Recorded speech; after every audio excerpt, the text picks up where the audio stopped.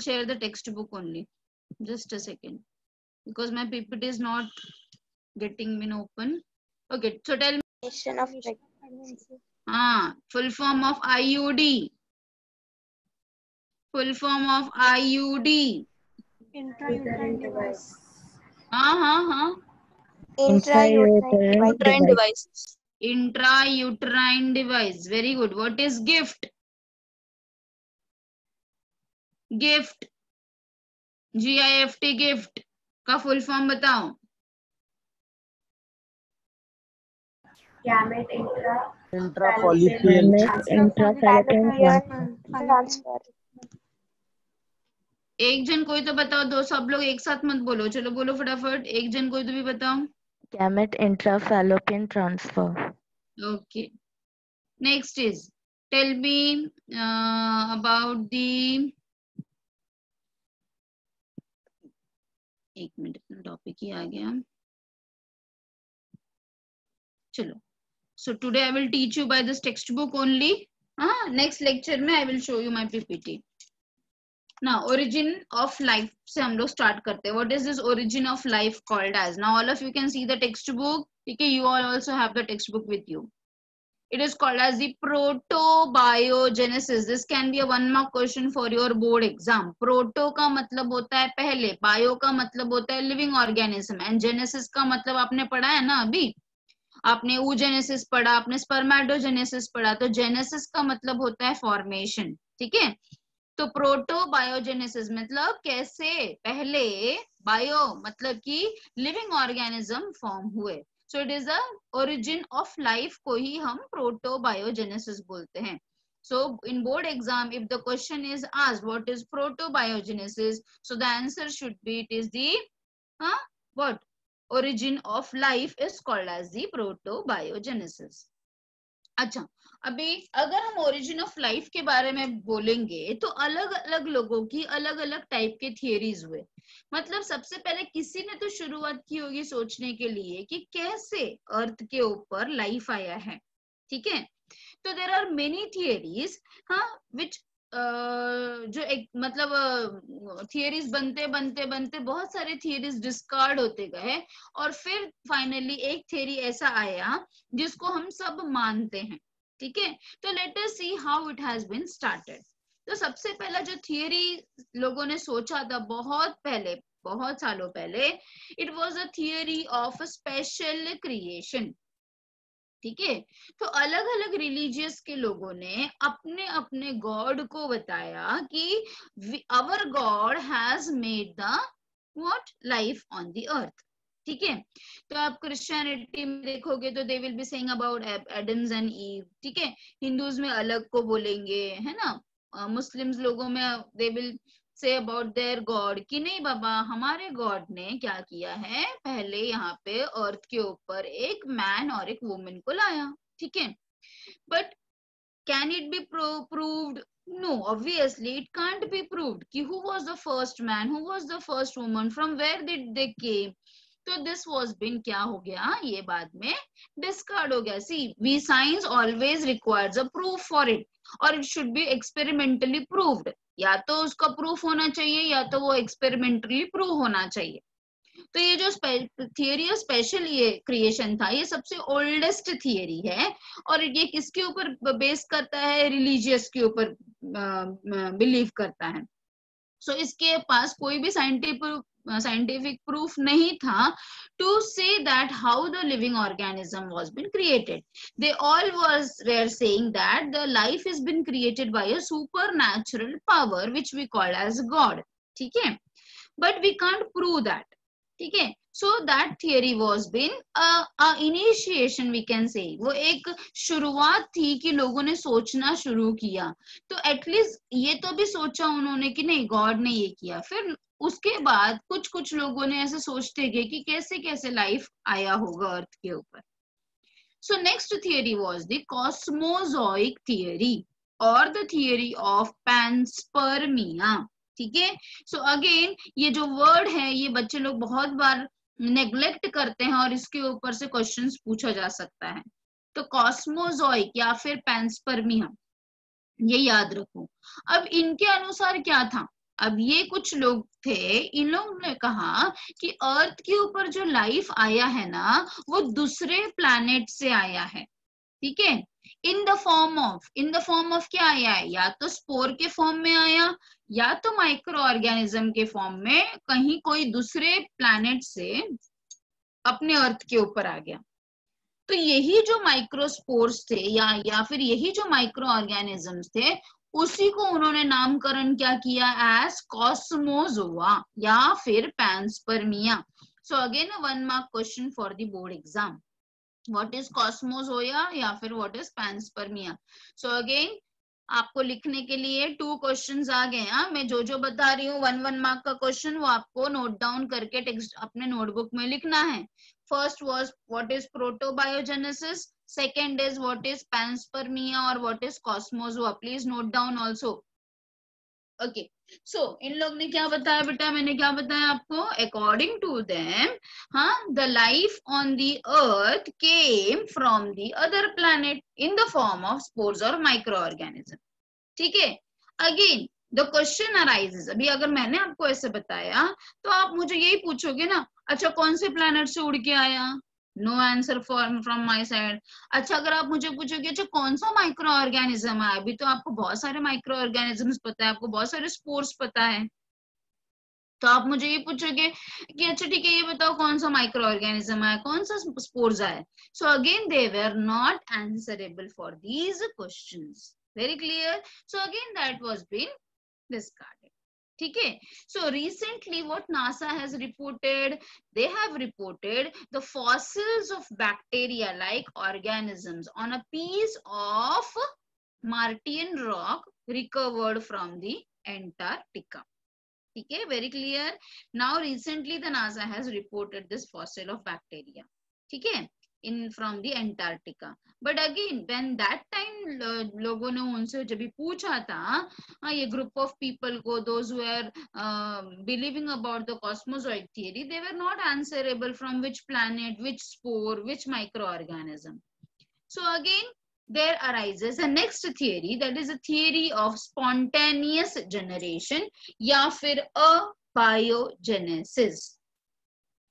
Yes, abiogenesis, अ का मतलब होता है नो, ठीक है, तो from non living thing, bio का मतलब है लिविंग थिंग, तो अबायोजेनेसिस मतलब the when the organisms develop from the non living thing, ठीक है। नाउ पहले के टाइम पे लोग ऐसा समझते थे कि देखो फ्रॉग और अर्थवर्म जो है वो सिर्फ और सिर्फ कभी आते हैं, फ्रॉग और अर्थवर्म सिर्फ बारिश के टाइम पे आते हैं। तो उस समय लोग क्या समझते थे कि ये जो फ्रॉग और अर्थवर्म है ना वो बारिश के पानी के साथ ही आते हैं या फिर ये पानी से आते हैं, ठीक है। But nowadays we know that the frog and earthworm they go for the hibernation and estivation, correct है, हमें ये चीज पता है, अभी लोगों ने फाइंड आउट किया, पर उस समय इतना नहीं जानकारी था। तो उनको क्या लगता था कि नहीं नॉन लिविंग थिंग से ही लिविंग थिंग आता है, मतलब पानी से आना या फिर ऐसा। तो उसके अंदर भी बहुत बहुत सारे थियरीज उन लोग ने एक्सपेरिमेंटली प्रूव करना चाहा कि नहीं अगर नॉन लिविंग थिंग हमने कुछ रख दिया तो उसी से लिविंग थिंग आता है, ठीक है। तो लुईस पास्चर ने ये एक्सपेरिमेंट किया था, देखो यहाँ पे आपके टेक्स्ट बुक में भी आप देख सकते हो, देखो यहाँ पे क्या दिया है उन्होंने, according to this theory the life originated from the non living material spontaneously, ऐसी नॉन लिविंग थिंग से आ गया था। And this theory was disproved by the Louis Pasteur, ने इसको डिस्प्रूव किया था कि नहीं ऐसा नहीं हो सकता करके। तो ये लुईस पास्चर का थियरी है, देखो उसने नो फ्लाइज है यहाँ पे, नो मैगॉट्स है, उसने एक टुकड़ा रखा है कुछ खाने का, फिर थोड़े दिन के बाद क्या है उसके ऊपर फ्लाइज आने लगेगी और फ्लाइज बच्चे देगी, मतलब लार्वे देगी जिसको हम मैगॉट्स बोलते हैं, करेक्ट है। फिर ये फ्लाइज अंदर जाने लगेंगे और फिर वो मैगॉट्स वहां पे डेवलप होगा। तो इसका मतलब क्या है कि फ्लाइज के ही लार्वे यहाँ पे मैगॉट्स के फॉर्म में आए हैं, ठीक है। मैगॉट्स मतलब फ्लाइज का लार्वे को हम मैगॉट्स बोलते हैं, वेरी क्लियर बेटा,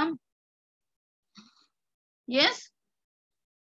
तो यहाँ पे भी सेम एक्सपेरिमेंट उन्होंने प्रूव किया है, ये डिसप्रूव करने के लिए किया है कि नॉन लिविंग थिंग से नहीं आ रहा है, ये लिविंग थिंग ही है जो अपने अंडे देते हैं या उसके लार्वे देते हैं, उससे हमें लगता है कि नॉन लिविंग थिंग से आ रहा है। सेम थिंग उन्होंने माइक्रो ऑर्गेनिज्म ग्रोथ के बारे में भी बताया है in this way. Is that very clear? So broth जो है, ब्रॉथ मीन्स न्यूट्रिटिव मीडियम को हम ब्रॉथ बोलते हैं। उन्होंने बॉईल किया, then broth remains free of micro organism. इसको बॉईल किया, इसमें कोई नहीं है, उसका कर्व्ड नेक इज रिमूव्ड, ठीक है, micro organism grow in the broth. Obviously जब वो ठंडा हो जाएगा तो उसमें माइक्रो ऑर्गेनिज्म ग्रो कर जाएंगे, है ना। हम कोई भी चीज खुला रखेंगे वहां पे थोड़े दिन में माइक्रो ऑर्गेनिजम्स ग्रो करेंगे। So what the Louis Pasteur was telling कि ऐसा नहीं है कि वो लोग नॉन लिविंग थिंग से आते, it is a living thing only which reproduces and उसके वजह से ये लाइफ दिखता है हमें। तो again that theory was not having any this thing, तो इसके वजह से there was again a theory called as a theory of biogenesis. Now what this theory is telling biogenesis कि yes life is coming from a pre-existing life, मतलब एक already life रहता है और उसी में से life आता है। मतलब fly है तो maggots है, maggots मतलब are you getting it? So pre-existing life मतलब जो already life existing है उसी से नया life आता है। It is always like that only. So this is called as the theory of biogenesis. Is that very clear बेटा? तो कौन कौन सा theory पढ़ा आपने? Tell me. Anybody of you unmute and tell me which are the theories you have learned?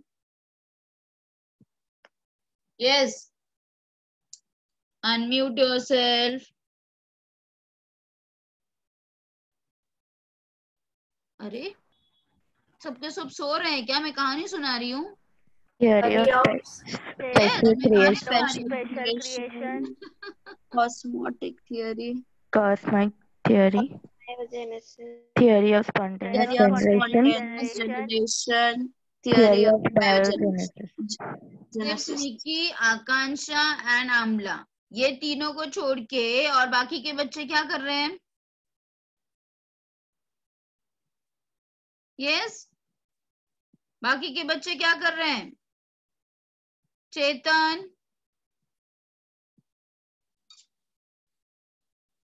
Chetan are you there?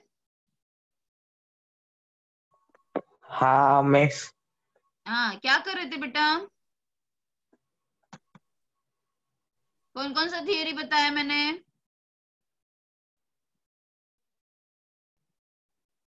बोलो जल्दी से, कौन कौन सा थियरी एक्सप्लेन किया मैंने? What is cosmozoa? Chetan, to you, question to you, what is cosmozoa?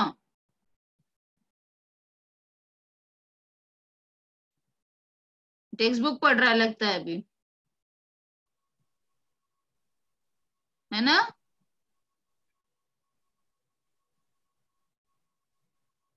किधर चला गया मिस? हाँ, थोड़ा सा प्रॉब्लम है रेंज का। तो मिस वो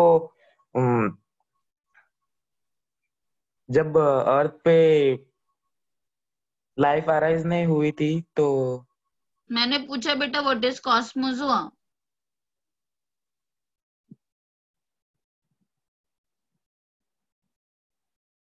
व्हाट इज कॉस्मोजोआ, ये पूछा मैंने आपको क्वेश्चन।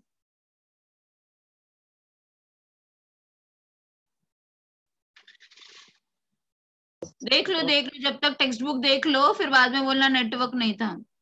एटलीस्ट नहीं देख मिस, तो बता दो। हाँ बोलो। Hypothetical seeds, seeds? नहीं स्पोर्स, हाइपोथेटिकल स्पोर्स। अच्छा, हाइपोथेटिकल स्पोर्स मोबाइल में से चेक करके बताए क्या? यस, सच बताओ, मोबाइल में से चेक करके बताए हो ना? नहीं मिस, वो टारगेट था। अच्छा, टारगेट लेकर बैठे हो, टेक्स्ट बुक नहीं है आपके पास? नहीं मिस। अच्छा अच्छा, ये कहाँ से आया है कॉस्मोजोआ? हाइपोथेटिकल स्पोर्स कहाँ से आए?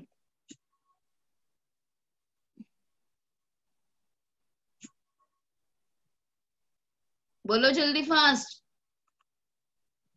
अच्छा, वो भी ढूंढ रहे हो, उसमें से ढूंढो।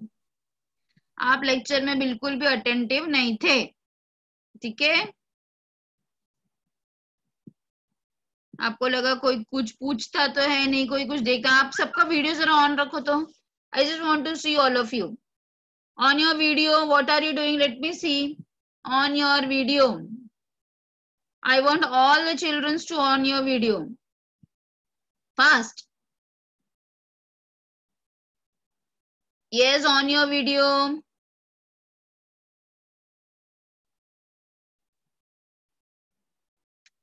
जिसको हम बोलते हैं self assembly theory of origin of life. Self assembly theory of origin of life. ठीक है.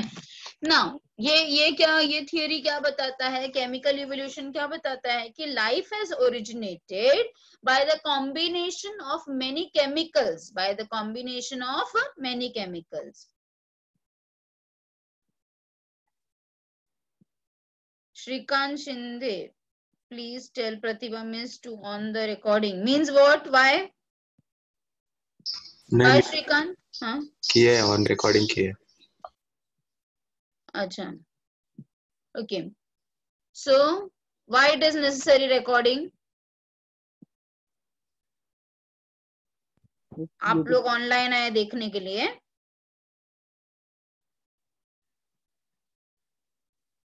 नहीं, वो बाद में YouTube पे डालते हैं ना lecture.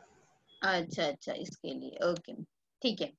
So now chemical evolution of life. Now क्या बताया मैंने केमिकल इवोल्यूशन में? We have I have said that according to this theory the life has originated on earth due to several chemical. ठीक है, थ्रू कांस्टेंट केमिकल रिएक्शन. ये क्या है ये अभी हम पढ़ेंगे. ये कौन से केमिकल रिएक्शन है और कौन कौन सा कैसे हुआ ये सब. तो ये थियरी को क्या बोला जाता है? Self assembly theory of origin of life. Again this is a 1 mark question for the board exam. So the third question for all of you to write what is self assembly theory of origin of life, या फिर what is biochemical origin of life. So what should be the answer? The answer should be from here. The life originated on earth by the combination of several chemicals through constant chemical reaction over a long period of time. तो मैंने अभी तक आपको 3 questions homework दिए हैं लिखने के लिए. ओके, ये थियरी किसने फॉर्मुलेट किया था? This can also be asked for MCQ. So this was been formulated by the scientist called as a Haeckel. ठीक है, and later it was developed by the Oparin, Alexander Oparin and Haldane. सो ये जो theory है it is famous by their this 2 names. Oparin and Haldane theory के नाम पे ये जो थियरी है केमिकल इवोल्यूशन ऑफ लाइफ ये फेमस है. ठीक है, सबसे पहले इसको हैकेल ने किया था, बट पूरा एक्सप्लेनेशन या पूरी तरह से ये जो है ये ओपेरन और हेल्डेन ने दिया था. So this theory is named as the Oparin and Haldane theory also. Please note down. Chemical evolution of life का जो theory है या फिर self assembly theory of origin of life जो है, it is also called as dash. So it is called as a Oparin and Haldane theory. So it has many steps. So let us learn that steps one by one. So it is very simple to understand also. Very first step, origin of earth and primitive atmosphere. अभी थोड़ी देर पहले मुझे कोई तो भी एक बच्चे ने बताया कि लाइफ जो है एक बिग बैंग थियरी के बारे में मुझे बताया. Yes, what is this big bang theory? About 20 million years ago क्या हुआ था? एक huge titanic explosion हुआ था. ठीक है, now let me tell you right from starting. पहले क्या था? जो सन मतलब एक ही प्लैनेट था.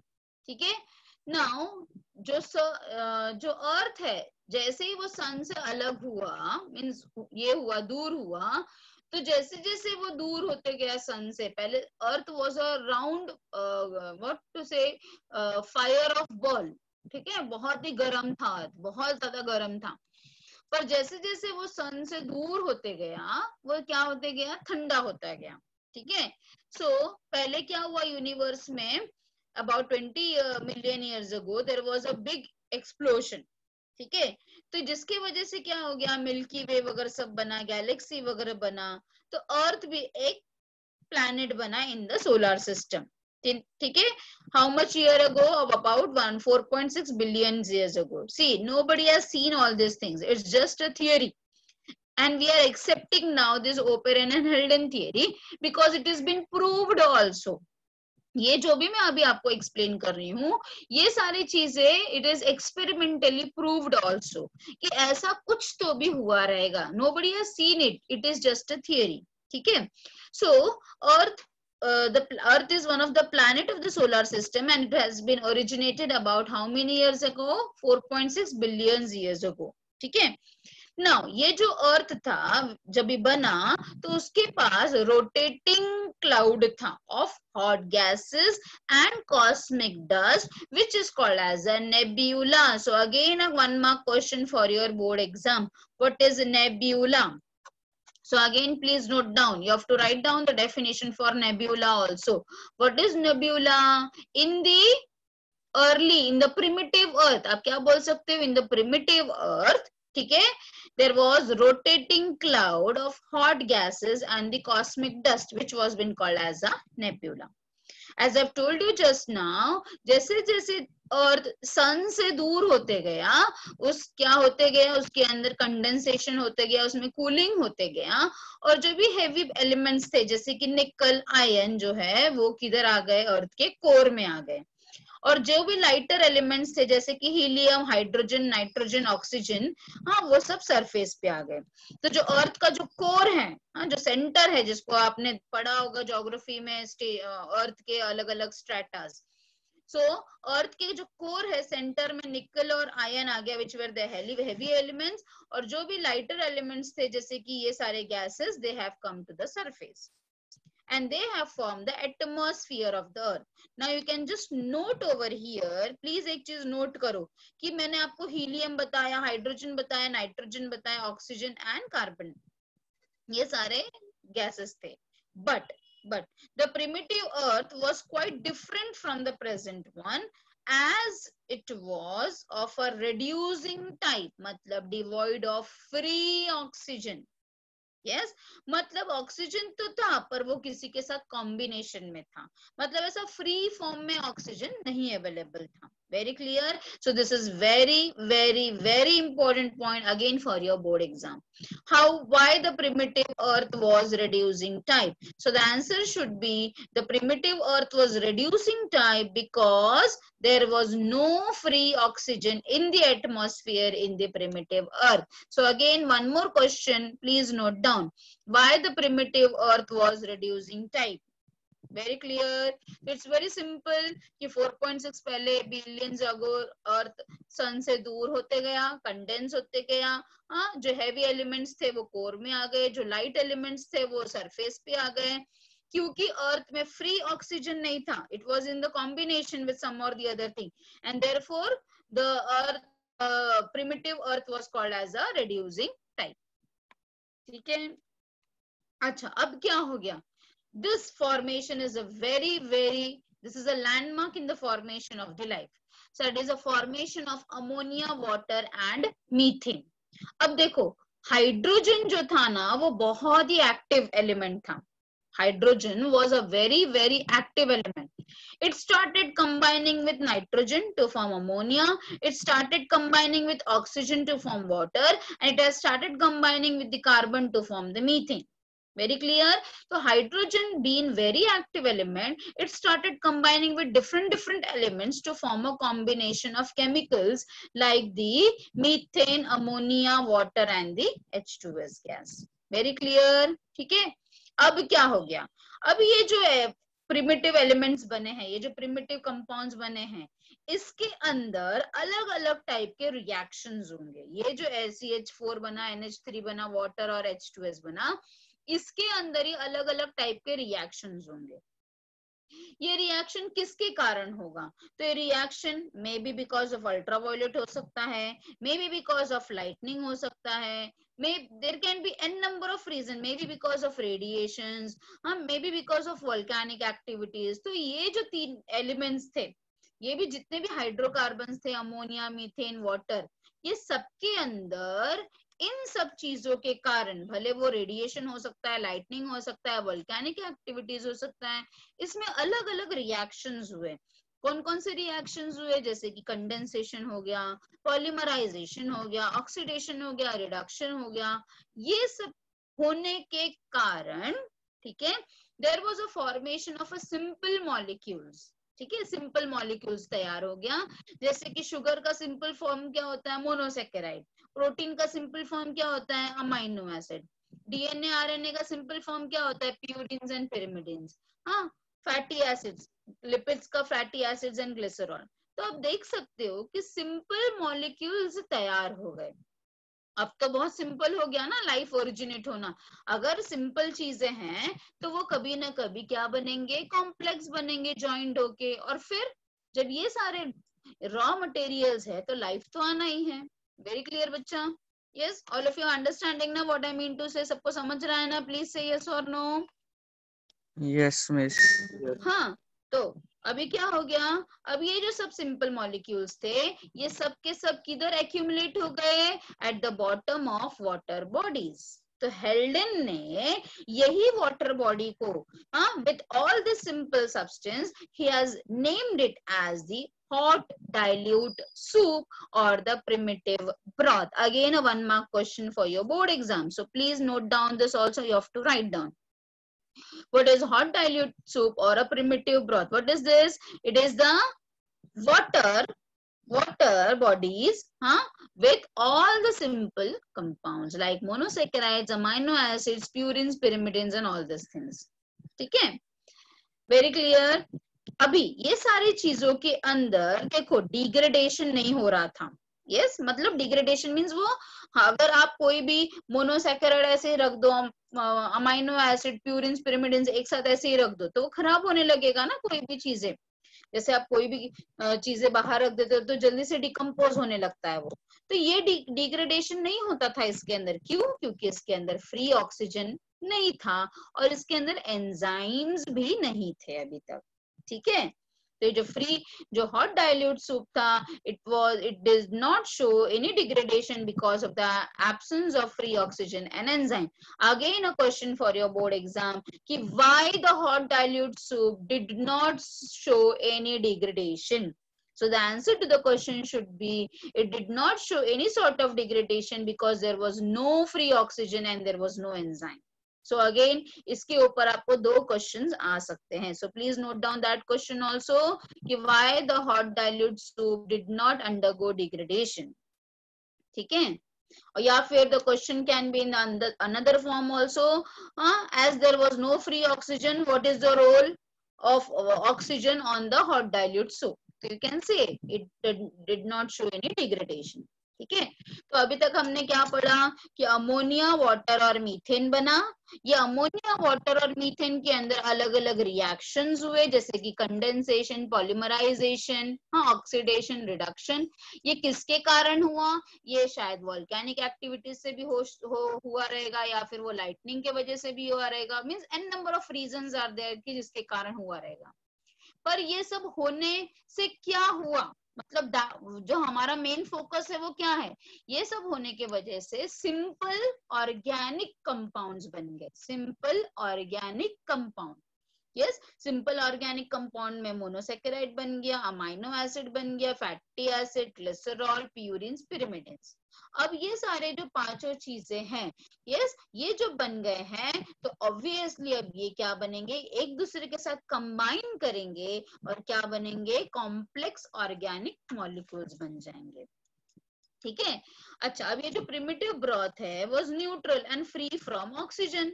यस, तो polymerisation took place and simple organic molecules they aggregate, एक साथ आए to form a complex molecule. जैसे कि मोनोसेकेराइड सब पास में आ गए, बन गए पॉलीसेकेराइड। फैटी एसिड, ग्लिसरॉल साथ में आ गया, बन गया फैट। बहुत सारे अमाइनो एसिड साथ में आ गए, बन गया protein. Yes, purines and pyrimidines joined होंगे to form nucleoside and nucleotides. Very clear? ठीक है, so polymerisation of amino acid से सबसे पहला प्रोटीन बना जिसको हम बोलते हैं प्रोटोप्रोटीन। ये जो प्रोटीन था वो कैसा था? It was a protoprotein. Very clear? And again, a very, very important question for your board exam. Landmark in the origin of life. So the landmark in the origin of life is the formation of enzymes. आपने पढ़ा है biochemistry में कि enzymes are protein in nature. All enzymes are protein in nature. ठीक है, तो ये enzyme बन गया. तो व्हाट इज एंजाइम? आपने एंजाइम के बारे में क्या पढ़ा है कि they are the biocatalyst, है ना. बायो कैटलिस्ट का मतलब क्या? They will speed up the reaction. अभी आपने सुबह खाया और आपको दोपहर तक खाना डाइजेस्ट हो जाता है. तो क्यों डाइजेस्ट हो जाता है? Because there are an number of enzymes working in your digestive system. ठीक है, अगर यही खाना आप ऐसे ही रख दो तो क्या होगा? क्या वो इतने जल्दी वो पूरी तरह से डाइजेस्ट होगा बाहर अगर आपने प्लेट में रख दिया? तो नहीं. तो आपके डाइजेस्टिव सिस्टम में जाते ही कैसे? वही चपाती भाजी सब डाइजेस्ट हो जाता है. तो because of the enzymes. Very clear? तो ये जो एंजाइम्स है they are speeding up the reaction without itself undergoing the reaction.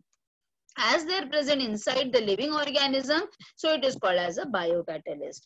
And we know that the enzymes are protein in nature. तो प्रोटीन बनना ही क्या है? एक लैंडमार्क है in the origin of life. Please, this is a very, very important question for the board exam. What is landmark in the origin of life? So protein formation in the form of enzyme is the landmark in the formation of life. Very clear? अच्छा, अब protein enzymes बन गए तो अब तो और चीजें आसान हो गई. एंजाइम्स बन गए हैं. हाँ, अब क्या होगा? न्यूक्लिक एसिड बनेगा. ये न्यूक्लियोटाइड जो है, यस आपको पता है न्यूक्लियोटाइड्स जो है न्यूक्लिक एसिड बनता है न्यूक्लियोटाइड से. तो डीएनए एंड आरएनए बन गया. They all join. Nitrogen base, phosphoric acid, sugar, ये सब एक दूसरे से जुड़ेंगे और क्या बन जाएगा? डीएनए भी बन जाएगा, आरएनए भी बन जाएगा. They are the nucleic acid. And we know that nucleic acid are self replicating. खुद से रेप्लिकेट कर सकते हैं. और ये सारे वजहों की वजह से there was a formation of the first cell and the first cell is called as a protobiont या फिर प्रोसेल. प्रोटो मतलब अभी मैंने आपको बताया पहला. तो protobiont. Again a question for 1 mark. What is protobiont? मैंने इसके पहले क्या बताया था? प्रोटोबायोजेनेसिस बताया था. और अभी मैं क्या बता रही हूँ? प्रोटोबायोंट्स बता रही हूँ. तो क्या बताया? What is this protobiont? Nucleic acid along with inorganic and organic molecule, they have formed the first life, and the first form of life is called as a protobiont. Very clear बेटा? अच्छा, अब ये जो protobiont था, yes, they have been formed due to conservation, that is aggregation of organic molecule. आप देख सकते हो यहाँ पे जो प्रोटोबायोंट है इसमें छोटा छोटा बहुत सारे ऑर्गेनिक मॉलिक्यूल्स प्रेजेंट हैं. तो यही सारे ऑर्गेनिक मॉलिक्यूल्स को जो एक साथ इकट्ठा है, हाँ, एक साथ एग्रीगेट है, उसी को हम क्या बोलते हैं? Coacervates. Again a question for the board exam. What is coacervates? ठीक है. सो ओपेरिन ने उसको कोएसरवेट्स बोला और इसी चीज को सिडनी फॉक्स ने क्या बताया? प्रोटीनॉइड्स या फिर माइक्रोस्फीयर्स बताया. ठीक है. So please note down one more question. What is proteinoids और what is microspheres? So it is the definition is been given down. So coacervates are the colloid aggregation of hydrophilic protein. Hydrophobic, philic का मतलब क्या होता है? Water loving protein. ऐसा protein जो पानी में घुला हुआ है. And lipid. ठीक है. So we can see in the form of a bubbles. You can see over here ऐसे बबल्स के जैसे हमें ये नजर आ रहा है. ठीक है. They are present in the aqueous medium. ठीक है. All these things are been given over here. As they grew, what happened? They split up into smaller units. ठीक है. In the form of budding organism. So ये जो coeservates थे, they were formed from the colloidal hydrophilic complexes surrounded by the water molecule. इसके अंदर भी diffusion हुआ, osmosis occurred, हाँ, and because of which they were more stable than coeservates. So coeservates and microspheres were non-living colloidal aggregation of what? Lipids and protein. ठीक है. They had some basic properties of living organism such as growth and division. उनके अंदर भी growth दिख रहा था, बढ़ रहा था वो, डिविजन भी हो रहा था, मतलब जैसे बडिंग होता है वैसे वो डिवाइड भी हो रहा था. So colloidal aggregation turned into the first primitive living system. इसके लिए हम उसको क्या बोलते हैं, प्रोटोसेल या फिर eobionts. Again a question for the board exam, इओबायंट्स.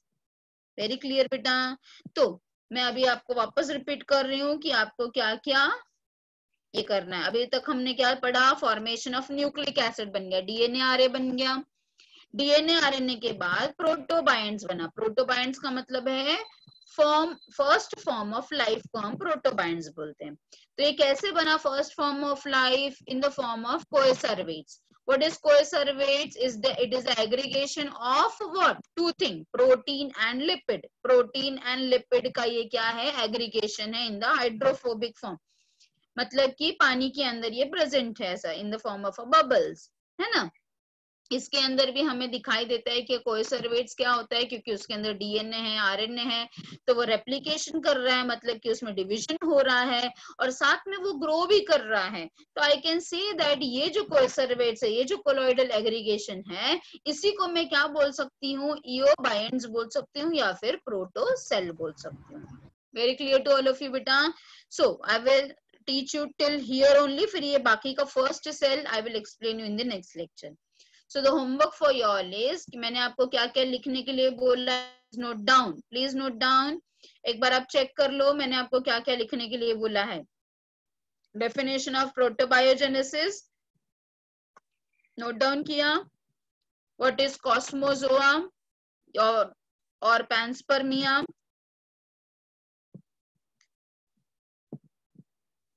Yes. Who has given the chemical evolution of life या फिर self assembly theory of origin of life. Name the scientist and write down the definition of self assembly theory of origin of life. Fourth question हो गया ये, एक scientist का और इसका. Next question is which were the first three elements formed on the primitive earth. Which were the first three elements formed on the primitive earth? Are you noting down बेटा, सब लोग नोट डाउन कर रहे हैं ना? Yes. Next question. Why the primitive earth was reducing type? Why the primitive earth was reducing type? Why the primitive earth was reducing type?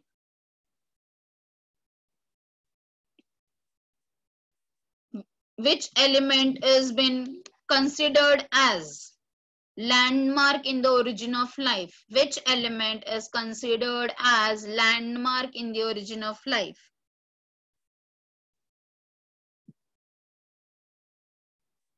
What are proto-proteins?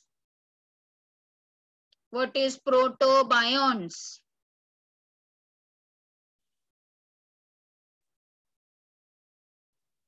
Explain coacervates.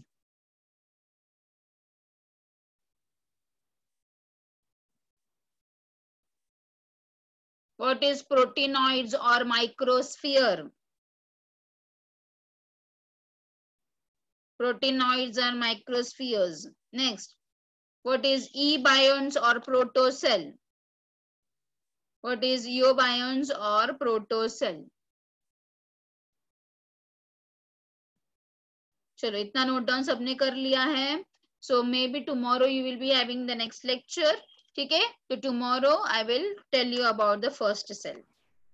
From G point I will start. ठीक है, अभी के लिए आपको आज इतना complete करना है. You have to draw the diagrams of the coacervates also. coacervates जब भी लिखोगे तो उसका डायग्राम भी ड्रॉ करना है आपको. ठीक है, एंड रिप्रोडक्शन लेसन का सब डायग्राम्स आपने ड्रॉ किया है.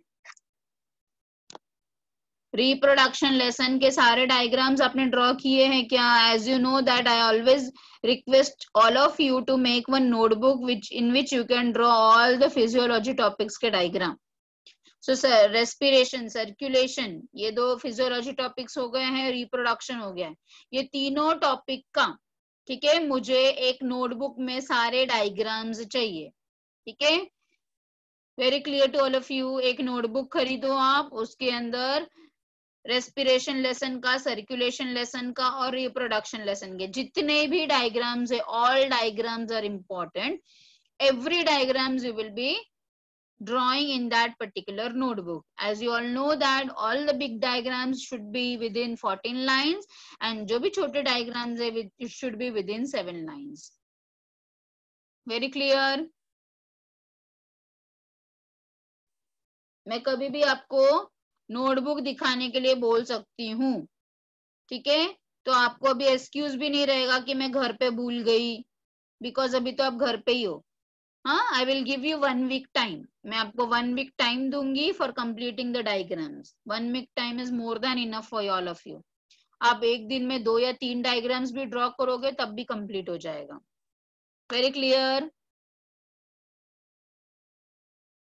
सबको समझ में आया है? सो 3 चैप्टर्स का एक छोटा नोटबुक लो, या फिर आपके पास लास्ट ईयर के जर्नल के पेजेस बचे रहेंगे तो वो यूज करो, पर ऐसे पेपर्स में मत करो, बिकॉज पेपर इधर उधर हो जाता है, मिसप्लेस हो जाता है। कोई नोटबुक होगा जिसके पेजेस खाली होंगे तो you can use that also, but if you take a new notebook that will be well and good, because exam के टाइम पे वो नोटबुक में आप एक ही साथ सारा डायग्राम रिवाइज कर पाओगे, ठीक है। तो इसीलिए I request all of you, if you can take a notebook well and good, नहीं है तो जूनियर नोटबुक का जो पेजेस बचे होंगे वहीं से आप शुरुआत करो।